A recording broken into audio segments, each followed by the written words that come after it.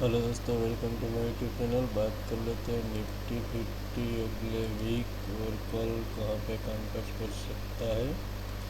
तो weekly analysis की बात करूँ तो ये पहले तो वीकली का चेक कर लेते हैं। तो वीकली एनालिसिस में ये एक ऐसा ट्रेंड लाइन चला आ रहा है, देख लीजिएगा। ये वीकली का चार्ट है, ठीक है।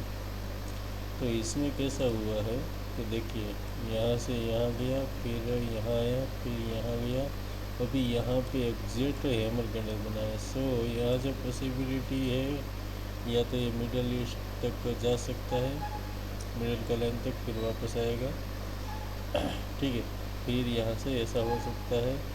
दूसरी बात ऐसा हो सकता है कि देखिए ऐसा ऐसा, फिर ये एम बटन बना, फिर यहाँ पे वापस जा सकता है, फिर ऐसा आ सकता है। तो इसमें दो पॉसिबिलिटी है। तीसरी पॉसिबिलिटी एक ये है, यहाँ से नीचे, यहाँ से नीचे, फिर ये वापस नीचे आ सकता है, या तो यहाँ पे रुक सकता है, ठीक है। तो अभी ये हैमर कैंडल बना है जो ये वाला, ये हैमर कैंडल का मतलब कोई भी एक साइड मूव होगा, या तो अप साइड भी हो सकता है या डाउन साइड भी हो सकता है। तो ये वीक काफ़ी अच्छी तरह से ट्रेंडिंग रहेगा, उस बात का खास ध्यान रखना है। तो बात कर लेते हैं डेली की, कि डेली में कैसा दिख रहा है हमको। तो डेली में भी वही सेम सिनेरियो दिख रहा है। तो इसमें अगर मैं आपको बताऊँ तो देखिए, एक ऐसा पैटर्न हुआ, फिर यहाँ से हल्का सा रेंज बनाया, इसको ब्रेक किया, फिर यहाँ पे आया, तो यहाँ से वापस यहाँ भी जा सकता है और यहाँ से ऐसा भी हो सकता है। तो दो तीन पॉसिबिलिटी है, उसका ध्यान रखना है, ठीक है। तो हमारे लिए टर्निंग पॉइंट का लेवल होगा ये, जो कि है 19,777। क्या है, 777 के ऊपर अगर क्लोजिंग देना डेली स्टार्ट करेगा तभी फुल बुलिश हो गए, वरना अगर वहाँ पे जाके भी रिटर्न आता है तो ये डाउन मूव चालू ऐसे ही रह सकता है। मतलब जिसका जिसका इतना जितना टारगेट है उतना वो भी आ सकता है। कैसे दिखा देता हूँ वो भी आपको।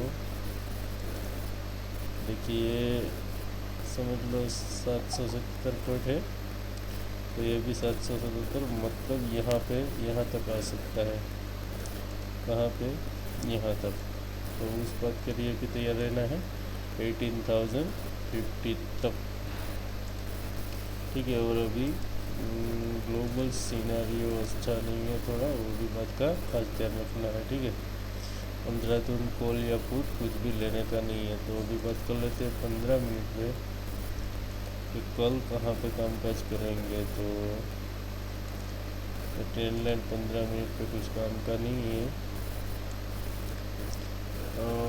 कल के लिए फिर यहाँ पे कामकाज कर सकते हैं। तो यस, देखिए, अगर पुट लेना है तो डे का लो जब ब्रेक होगा 592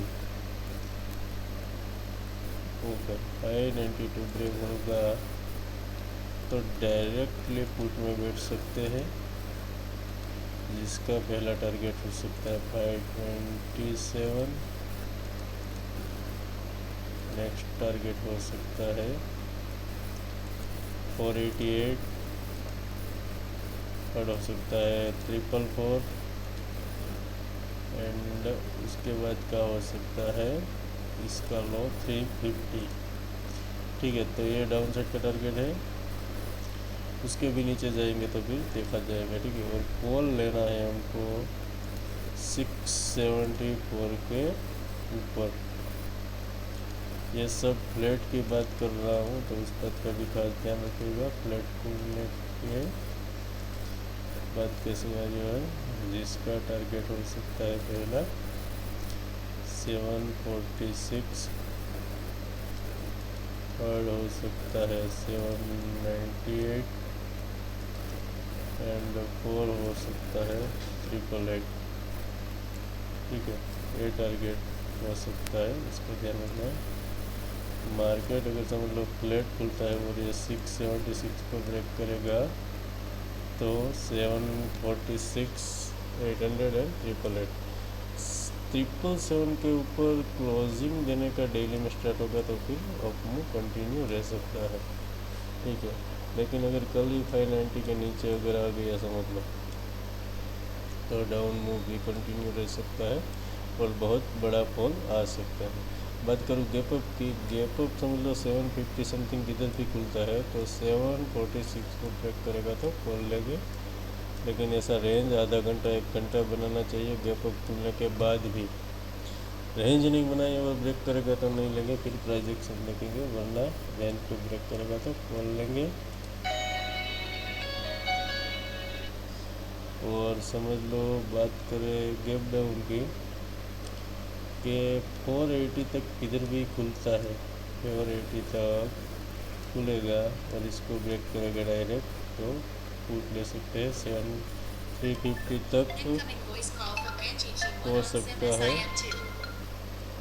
350 तक उसका टारगेट हो सकता है, ठीक है। और अगर समझ लो इधर किधर खुलेगा तो फिर ये टॉप मूव का वेट करेंगे, फिर डाउन मूव आ सकता है, उस बात का भी खास ध्यान रखेंगे, ठीक है। अगर बात करूँ मैं आपको कि इम्पोर्टेंट टाइम हमारा क्या है कल के लिए, तो कल के लिए टाइम है